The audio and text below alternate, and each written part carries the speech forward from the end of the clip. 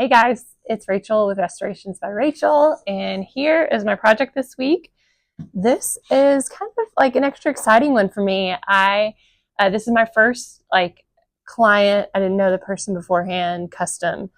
So the lady contacted me through one of my listings on Facebook Marketplace and said, "Hey, I have this desk and chair I need to have repainted, and is that something that you could do?" So I said, yes, I'm going to take it on. There are some people who refinish that do not like to do customs. There's dealing with people. People aren't always don't have reasonable expectations, or just doesn't go as planned, or, that can also be a lot of extra stress. Like if I break something on this or it's not as she envisioned, then, that's just can be more added stress on me. So we'll see. This is going to kind of dip my toe in it, see how I feel about it.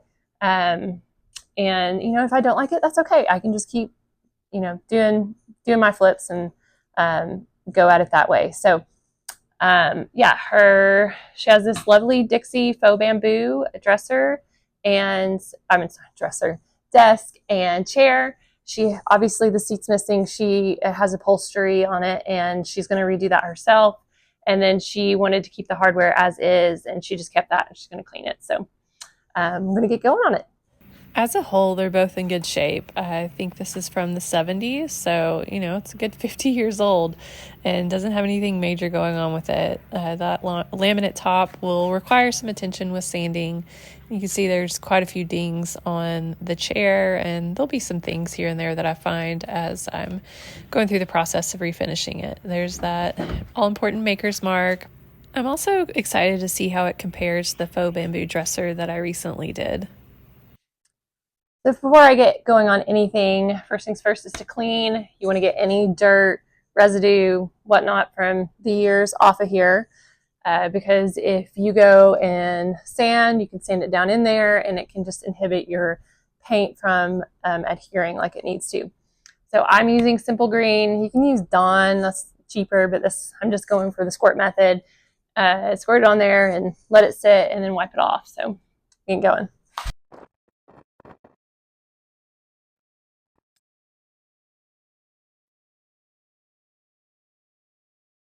So you just let it sit on there for a couple minutes, and that helps it get good and soaked in there. And then wipe it down with a damp rag. I'll probably come in with my little scrub brush that I attached to my drill and give it a good scrub down that way before wiping it back. Hand's getting tired.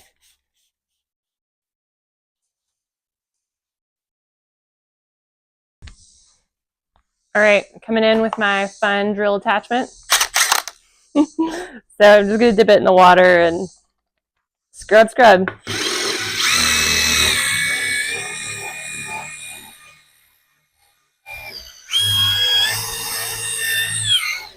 And yeah, there are some black marks on here, and it's working really well at getting it off.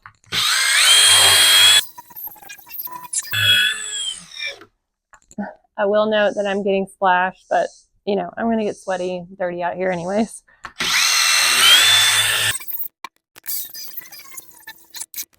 So I just made my way around the rest of the desk and the chair. I find that this brush, at first, it was a little unruly. It took me a little bit to figure out how to control it, but I do find that it's really nice to use for scrubbing more effectively on dirty furniture. All right, now, easy part of just giving it a good wipe down.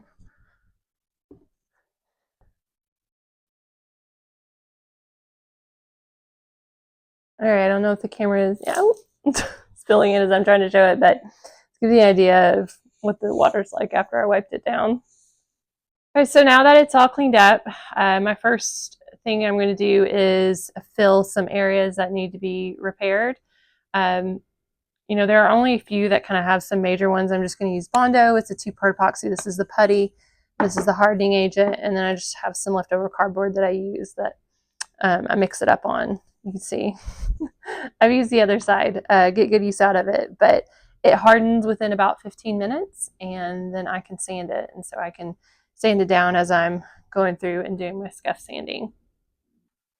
And one more thing I forgot to mention is that I know there are going to be more repairs in these few that I'm going to do, and I'm just going to get the bigger ones that I can see for sure now, and then once I prime, that's going to really highlight all the little detail work. And I'm anticipating a lot. I mean, this is pretty old.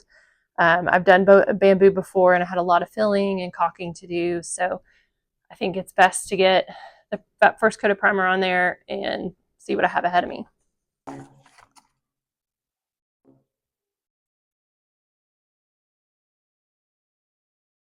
This one I know for sure is probably going to need at least 2 rounds of it to get it looking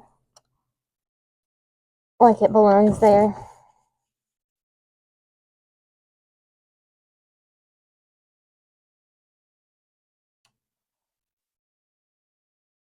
For this area, since it's a little bit tighter, I'm just using my paint scraper and trying to fill it this way. So future Rachel here. I just wanted to say, like, it's one of the fun things about doing these videos is being able to like look back and remind myself, oh my goodness, this is how it looked like, because now I know what it looks like in its finished product, and it like this drawer has such a marked difference, and I can't wait for you to see it.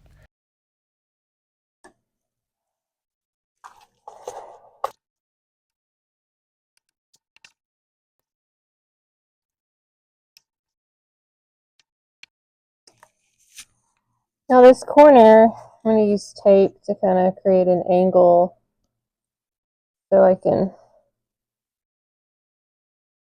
build it up.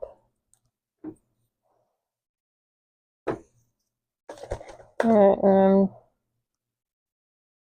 going to take that with me. Okay, so I'm just going to come here with my scraper.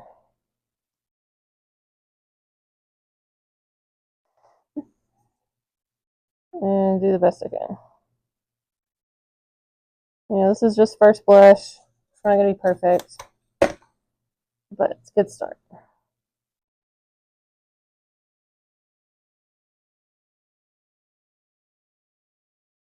I try to get as much of the excess off as I can. It just makes the sanding a lot easier.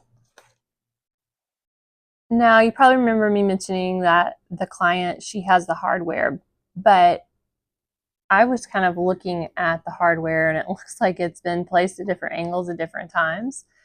So I'm going to go ahead and fill these like little indentations and lines that have been created on the drawer fronts.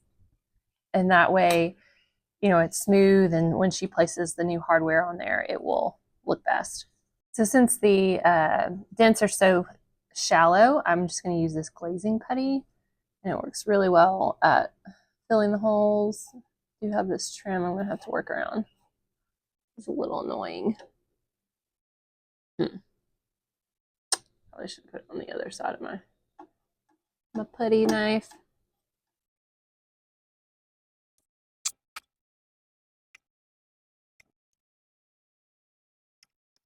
All right, I'll just go around and repeat that at each hardware mark.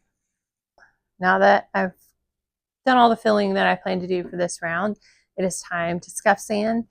Now the top of this is laminate, so it's just plastic. So it does not want to take paint well naturally.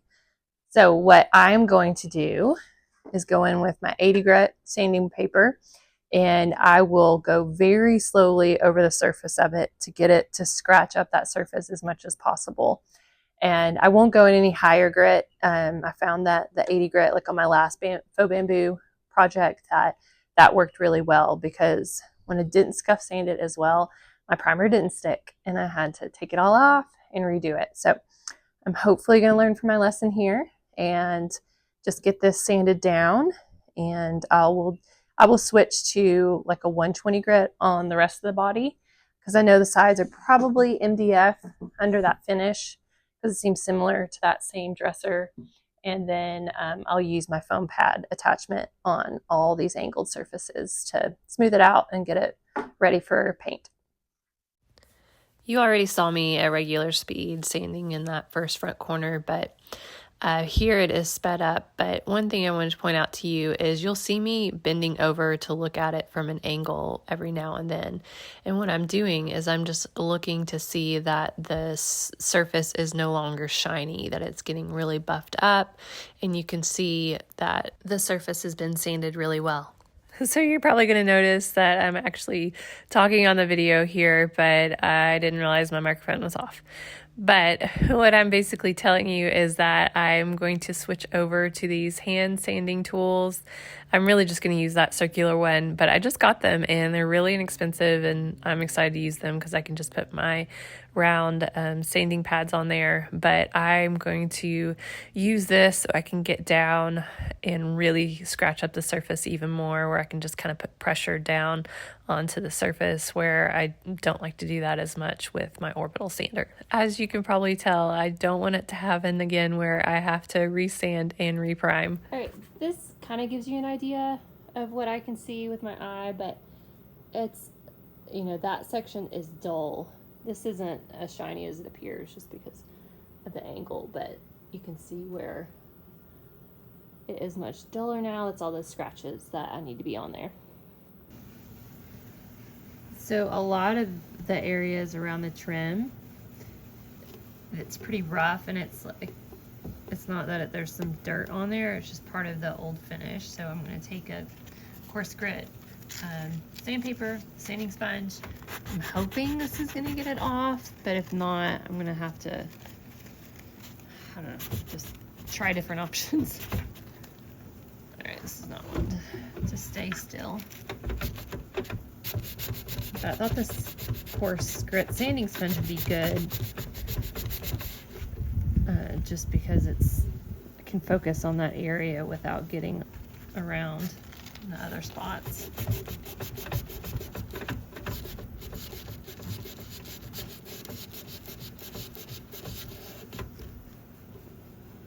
Alright, seems to be working pretty well, so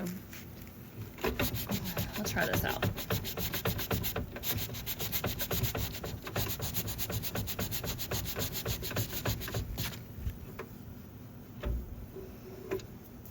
So that method was working, but I'm going to just see if my Surf Prep sander will do it as good of a job and hopefully be faster. This is just one of the foam attachments.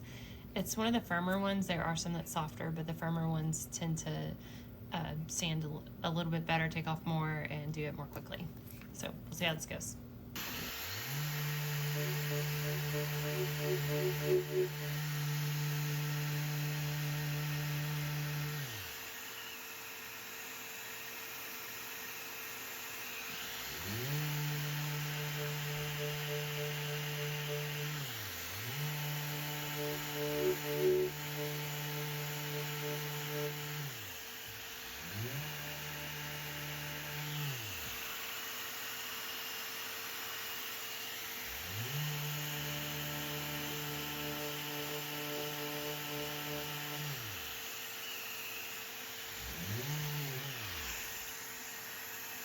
Okay, so I think I'm going to hold off on trying to use that for getting this area sanded smooth, because I can see there where it's starting to take back some of that curve, and I don't want that to happen while I'm, you know, focused on this area. So I'll probably have to hand sand that, which is kind of annoying, but you know, whatever. And I don't have to get it exactly perfect, because I know I'll probably come in and caulk some of these areas, and that will cover up what's in the, you know, the point where the trim connects.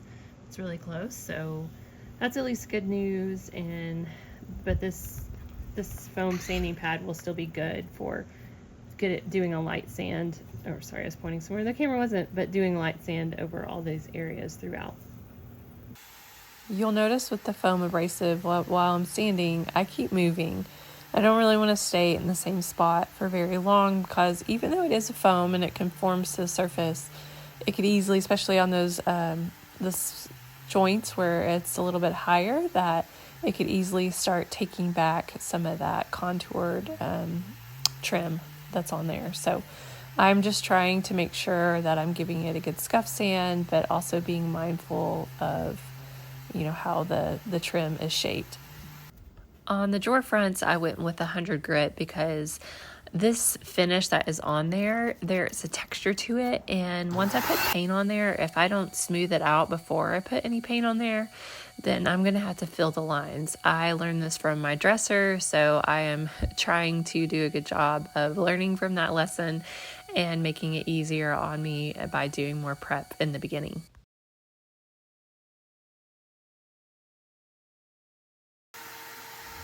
And this shot right here gives you an idea of that texture. You see kind of the lines of where I haven't quite sanded down all the way flush.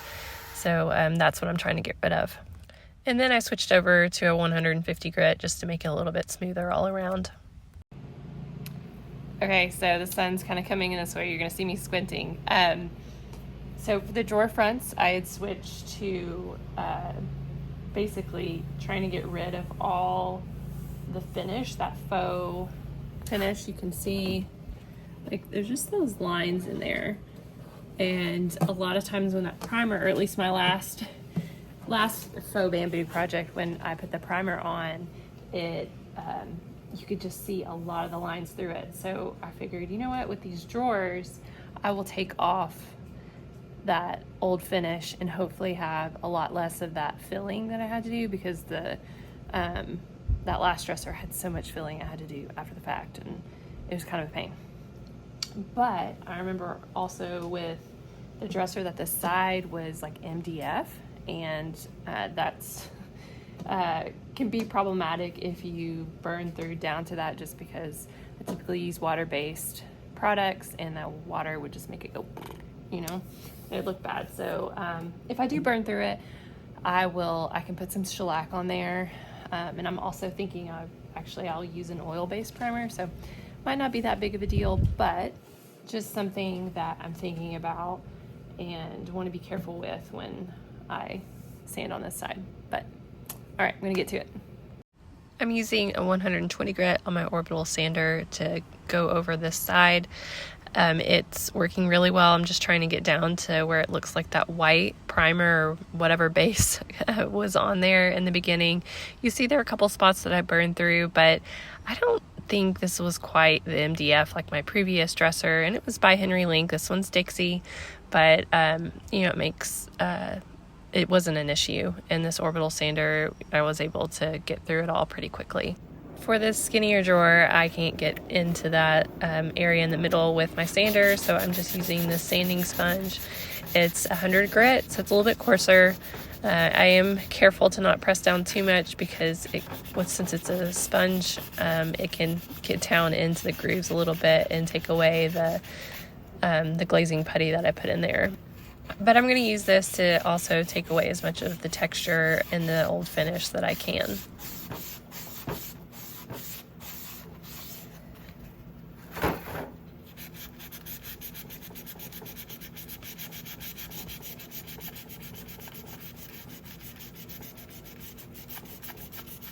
When I'm hand sanding, I often like to also hold the vacuum near where I'm sanding. This just helps gather up the dust as I go, and I feel like I'm more efficient with the sanding. Like the sanding dust isn't going to then be getting in between the pad that I'm using and the surface of the furniture.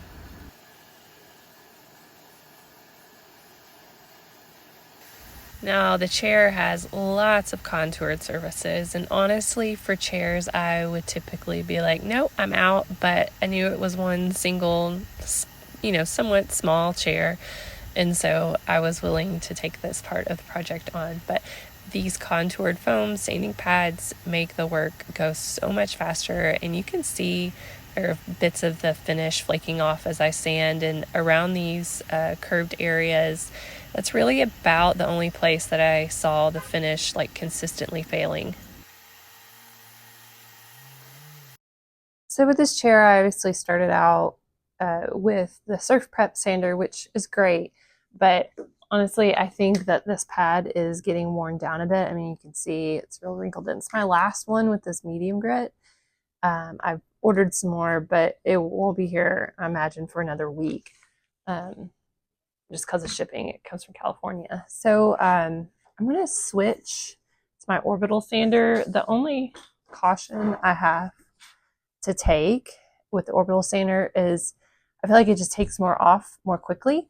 So I will be mindful of that, especially on these rounded areas. I don't want to take away any of the contour of it. So I'll probably mostly just use this like around here, like it has this dent. I'll probably have to fill some of that, but if I could get it mostly smooth, and then here where there's a failing finish, you don't want any of that to be on there, nor do I want it,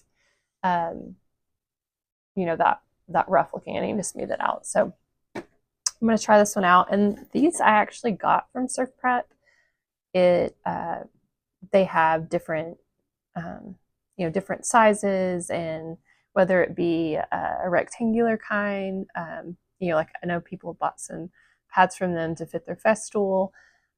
These are for orbital sanders, obviously, and so it's kind of like so this one's not super squishy, but then also not firm. So it's a medium grit, and I just got them to try out. And you can, it'd be less expensive, like Amazon has some foam packs that are kind of interfaces that you use. You put that down, and then you just put your regular sanding disc on top. So I've used that before, and that works great. But I bought these back when I bought my Surf Prep sander, and so I'm just going to use it, try it out, and see what I think about it. It's always good to try things out.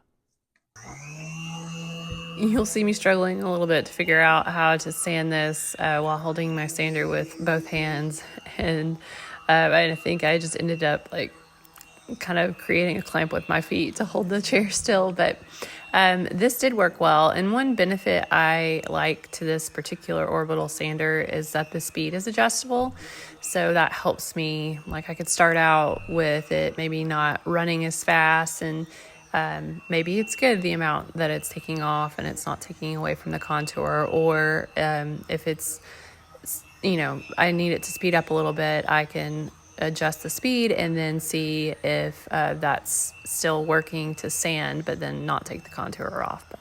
But these were good sanding pads, and I found it very effective. And one thing I like and have noticed about these as well is that they last a really long time. So they are a bit on the pricier side per pad, but their durability makes them worth the cost, in my opinion. The spindles were definitely the most cumbersome part of sanding. Using the foam pad didn't quite get it smooth, especially like in between those rounded edges. And so I am going in with 150 grit to try to get some of those chunks smoothed out, just where the old finish had chipped off. And that was working. And then you'll see me switch to my foam sanding sponges. And so I just kind of use what I have on hand to figure out what works best, because one project, one thing will work well, and then another project, something else will work better. So that's why it's nice to have options if you can, especially if you're doing this as a business that you can slowly build up, so you have different tools to make your work more efficient.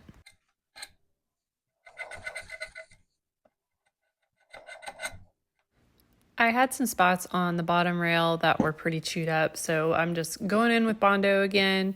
It's the two pieces, mixing it together, and then filling that spot and sanding it down. It's a little bit deeper and just kind of in a bit more awkward spot, I guess, more difficult to get to. This did take me a couple of rounds to get it completely smooth and flush with the rest of the rail, but worked like a charm. I don't know, babe. Since this was a more difficult angle to get to, and it was a rounded piece, then I used my finger to try to smooth it out as much as I can, and just to wipe off some of the excess. I'm wearing a glove just because I figure since this stuff is so it might not be today. potent with how it smells and bad for you to breathe, it's probably not very good for it to go on my skin either. So just something I would suggest if you plan to do that yourself. Then to sand it down, I used the foam abrasive on my Surf Prep sander. Again, these abrasives were definitely my best friend during this flip, because I used them quite a lot around these chairs and then the faux bamboo sections of the dresser, or the desk. Goodness, I keep calling it a dresser.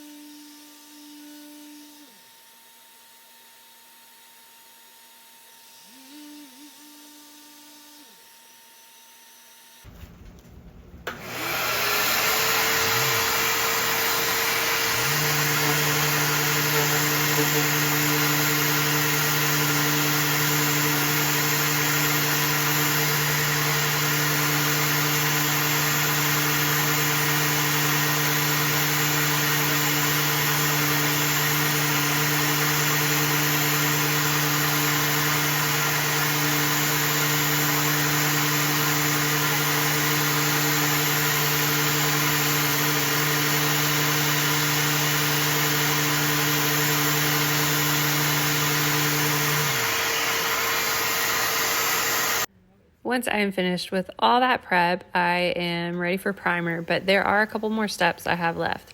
The first thing I'm going to do is vacuum out the inside of the drawers. I just don't want any dust from in there flying around. I will be spraying with the drawers in, but there's still, like, because the air blows pretty hard out of the sprayer, I just don't want any dust flying up and flying out and getting any paint. So always something that you want to be mindful of. Inside the drawer fronts, there's also just some yellow overspray. I don't know exactly what you call it from the previous finish. So I'm going ahead and sanding that back so I don't have to do that later and possibly, mess up any paint job along the top edge of the drawer front. Final step is to sweep and then vacuum up around my work area. Okay, just kidding. There are a few more things I need to do. So since I'm going to be spraying with the drawers inside the desk, I put these long screws through the hardware holes. That helps me to be able to open and close the drawers as I'm working on it. And then I'll put tape on the back side of them to keep them in. And then my actual final last step is I'm adding a piece of painter's tape on the edge. This is going to just help with overspray. This usually works really well, but you'll actually see that it basically ended up being pointless because I think just the gap on the drawer fronts is a little bit wider on this, and I had to sand it back, but it's okay. Okay, that was a lot of prep, but I think I'm in a good spot. Like, this surface feels like it has some texture to it, so the primer can grab onto there. I did a good wipe down with a microfiber cloth and then a tack cloth just to get all the dust that accumulates from the sanding. Like, I vacuumed prior to that, but there's still just some sanding dust that'll stick really well to it. So I just do those as an extra step. So my primer will stick to it. So I'm using a new primer. It's a Kills primer. I forget the name of it. I'll show a picture of it up on the screen, but it says that it is a water base that acts like an oil-based shellac, which shellac's really good at blocking tannin bleed through, or if there's any odors. It's just a good base. But with an actual oil-based shellac, it just requires a little bit more steps with cleanup, and I prefer a water base. And I've seen some other furniture flippers. There's Furniture by Farah use it. I know there's one others, but I can't think of it. But I figure if she's been doing this for a while and likes it a lot, then I should try it. So yeah, let's get to it. Spraying a primer, it's a little bit trickier in my opinion because the primer is quite a bit thicker than paint.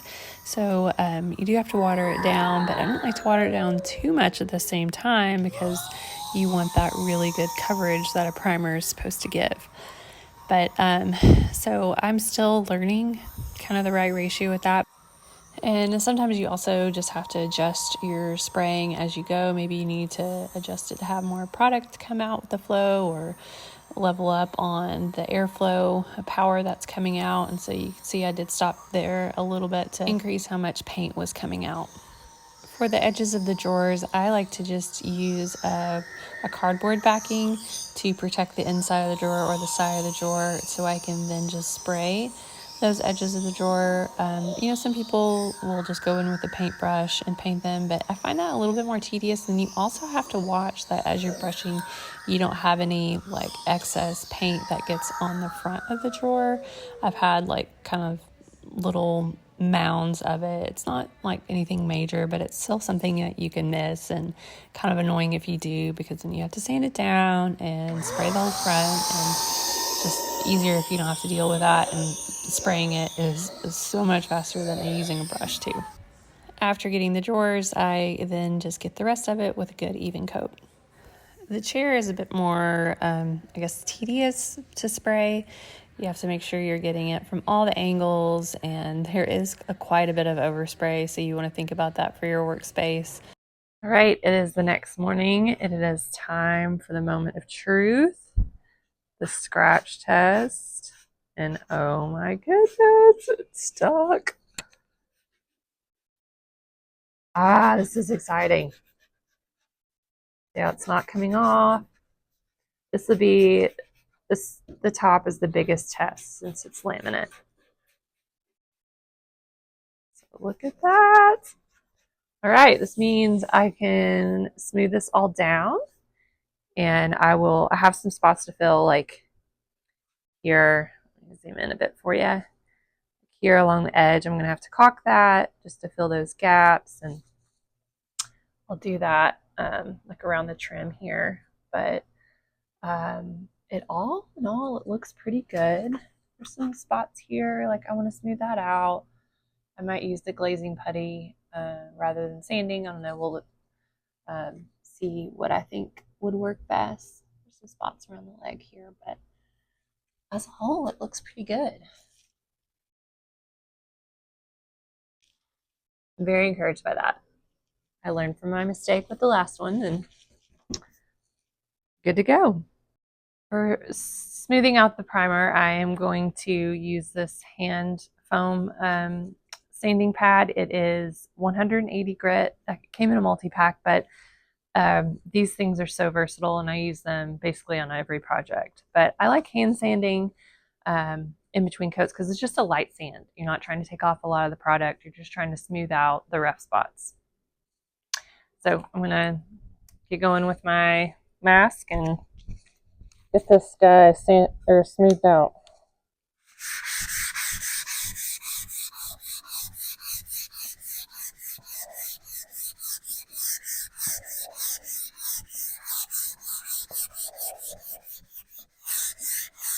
All right, this is a little bubbly, so I think I might actually have to go with the non-foam.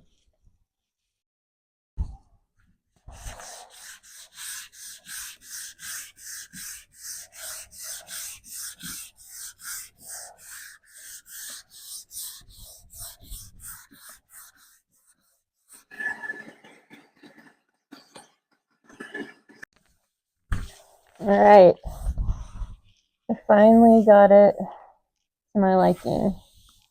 Feels pretty smooth. So now I'm going to go through and fill in scratches and whatnot that I see on it, and of course, give it a good sand down on everything else. I'm finished with all of my light sanding, and so now I'm going to go through and fill the little holes, scratches I see, and then caulk. And you can see along the joint here, there's this gap, and some puddling of the paint occurs along there if you don't fill that up. So I'm just going through with my caulk. I really like this caulk. It's DAP. You can paint it in 20 minutes. And I've been using this same one for so many projects. Like, I've figured out that I don't even have to like cover it up, because you can use like one of those electrical, I don't know if it's like a nut or just those covers that you can put when you connect two wires together that you put over it. You can put that over that to help seal it in. But honestly, I just go through and poke it each time I'm ready to reuse it, or I mean, often there's like a little bit on there that I can peel off, but I poke it through there, and then I'll squeeze it, because sometimes there's still kind of like a hard chunk down in there that makes it harder to like for the caulk to come out when you're squeezing it. It's kind of blocking it, and so I'll like squirt out some onto the cardboard or something that I can throw it away. So that's what I do, and you can reuse the same container of caulk for a long time. So I'm just going along the gap here.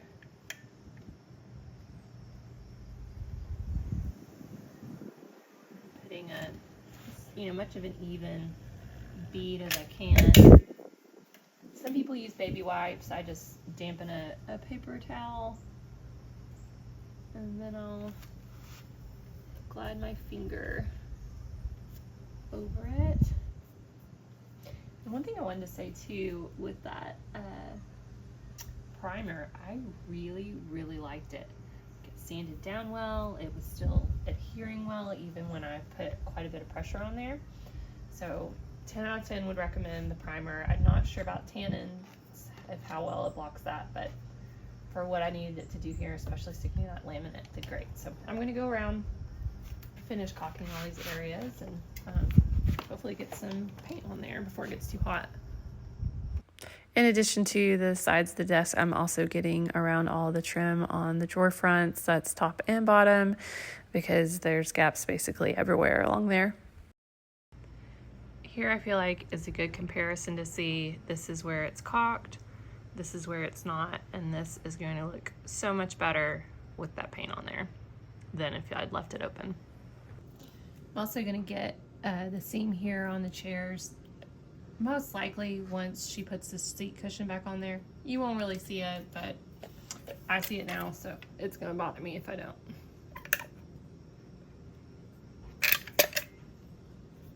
And I mean, that took me 15 seconds. Finally, time for paint. I'm using the Emerald urethane trim enamel. My client picked alabaster, which is like a soft white. It's really pretty neutral. She has some other colors going on in the room, and so she just wanted to keep this one simple and not go bold with it. So I'm just gonna strain it and get to painting. You may notice as I'm painting here that there are several spots where there's red. I'm just used Bondo spot and glazing putty. That is such a great putty for filling in shallow dents or scratches, and then you just sand it down smooth. I like to hand sand those spots because I do find that if I use my actual electrical sander that it scrubs a lot of it off for some reason. Not sure why, but just my little tidbit there. And then for painting, I'm just doing the same as my primer, overlapping by 50%. I like to start out with spraying the top of the surface first and then making my way around the rest of it. So I can definitely feel from the texture in a lot of places, especially on the top, that it just dried way too fast. It's hot today. I was hoping I could get away with it, but and I really can since it's the first coat. I wasn't too worried about it, but it will be more work for me with sanding it smooth before I am able to do the second coat. But I do have some fun, exciting news that I got in the mail today is the Wagner Flexio 5000. What I typically use is the 3500. The link I use on Amazon for my 3500, it's a different number, but it's the same sprayer. That's just like Amazon's number version. But I had reached out to Wagner via Instagram and said, hey, I'm wanting to try this paint sprayer. I've been having trouble with my other one. Would you consider sending me one and in exchange for, sharing it on one of my projects? So they said yes, and it arrived today. So I'm going to try it out here on this next coat, and I'm excited to see what I think. So before I get started, you may notice I probably crouched down because I forgot I have it down here on the surface for that shot, but probably gonna notice my veins popping. I don't know why my face does that with the respirator, but I have my noise canceling earphones off because it's much quieter than my 3500, so that's a plus.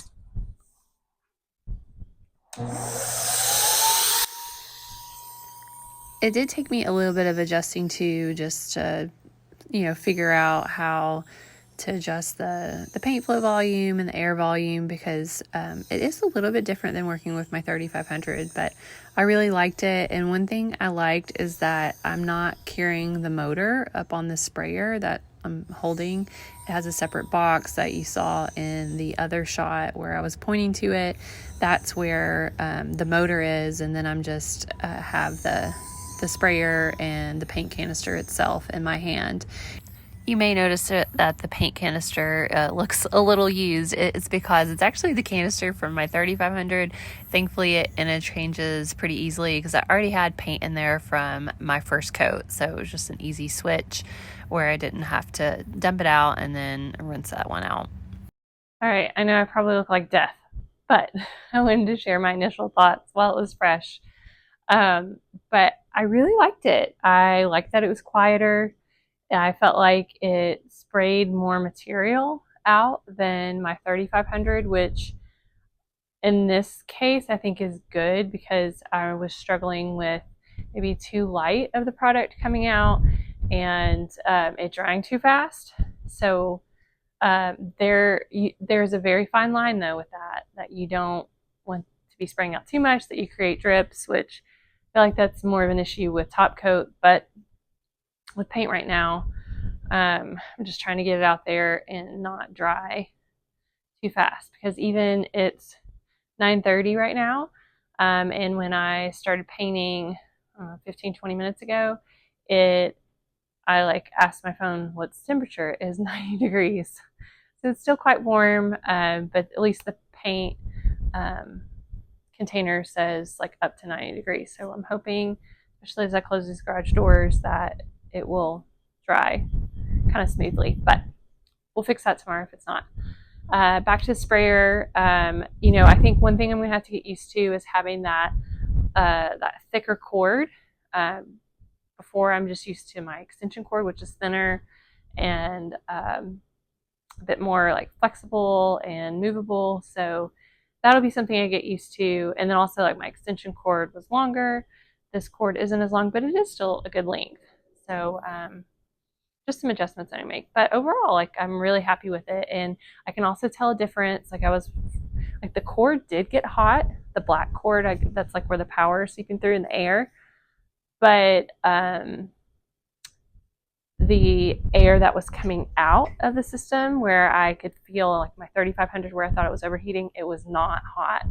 I mean, it was warm, but not hot at all, like I had been feeling my other ones. So that was good, especially in this hot weather. The paint won't be having such hot air that it's coming out with. So all in all, 2 thumbs up. We'll see what it looks like in the morning. So here we are next morning. Everything looks really good, except I think that part of this got overspray when I was doing the chair, because there's like some rough, fine bits on here, and then it's not as much that way over here. It's still not as smooth as I'd like, so I'm gonna have to work on smoothing that out, but most everything else looks and feels pretty good. So once I get this smoothed out, my next step is to do top coat. And my new way that I've been doing top coat that I like is I mix about 1/3 of the paint to 2/3 of the top coat, and like mixes some of the color in there, and it just, I don't know, kind of gives it a good look and feel. So that's what I'm gonna do. And and then it also helps, like, if I've made any, like if I've smoothed out any spots. So it just helps make sure that that places where I sanded or buffed doesn't come through on the top coat. So here we go. After sanding and wiping everything down, it was time for that first round of top coat. I got smarter and moved the chair outside.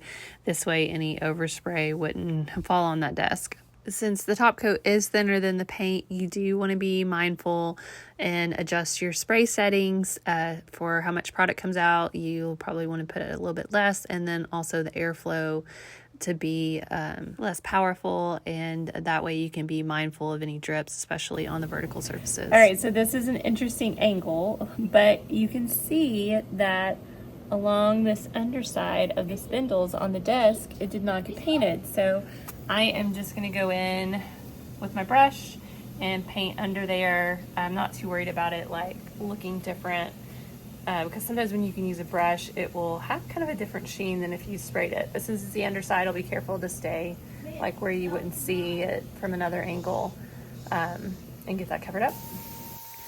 So when I did my final round of top coat, I ended up pulling out the drawers and laying them where the surface of it would be like parallel with the ground. That way I could not worry about how much product I put on there and run the risk of drips. And I think I'm going to be doing that going forward because I really like how it turned out. I didn't record myself spraying them for some reason, but I imagine you can get the idea of what that would look like. Okay, so home stretch, which is very exciting. I just have a few kind of minor things to do before I'm officially finished. One would be these drawers. So I think because there's so much of a gap, between the frame of the dresser and the drawers, there was a significant amount of overspray. Like, it's all in here. And then if I peel back this tape, this will give you like a good look at the line. So I'm going to sand this back. I'll probably, since it's pretty light, I'll start with a 220 because that'll be, nice, smooth grain to use. But if it ends up not really taking it off, I'll go down and grit as I need to. And then I will finish the drawers off with Howard's Feed and Wax because I like to add that to freshen up the wood. And then the only other last thing that I'll have to do is I'll take a piece of printer paper. It's a great little trick. I've used it on another dresser and just rub it over the surface, and it acts as it smooths it out really, really well, and you don't have any marks on the finish. So I've started liking to do that, so I'll do that too. After painting, I always like to go through and vacuum the inside of these drawers because I just feel like dust from dried overspray and whatnot gets all in there, so it's good to give it another wipe down. So I'm finally finished, but before we see what it looks like in the end, I want to take a look back at where we started. Yellow, dated finish. It had great bones, and this faux bamboo is so pretty when you update it. So let's take a look at how it is now. I love this updated look, and I think it would have been a lot funner with the hardware already in there and the cushion, but that's something she's going to do on her own. So I will post a picture of it on the community tab if you are subscribed. So if you haven't subscribed yet, I would love for you to hit that subscribe button and follow along so you can see how this one ends up and my future flips. If you're wondering about numbers, I charged $450 to do it. That included supplies, and I spent probably about $50 on supplies, so I netted about $400. But this only took me about 8 days, and that's working on it when I could. So I feel like that's a pretty good income to bring in just 8 days. So I do plan to try customs again if someone comes to me and it's a project I want to take on. As always, thank you so much for watching, and I look forward to catching you on the next project.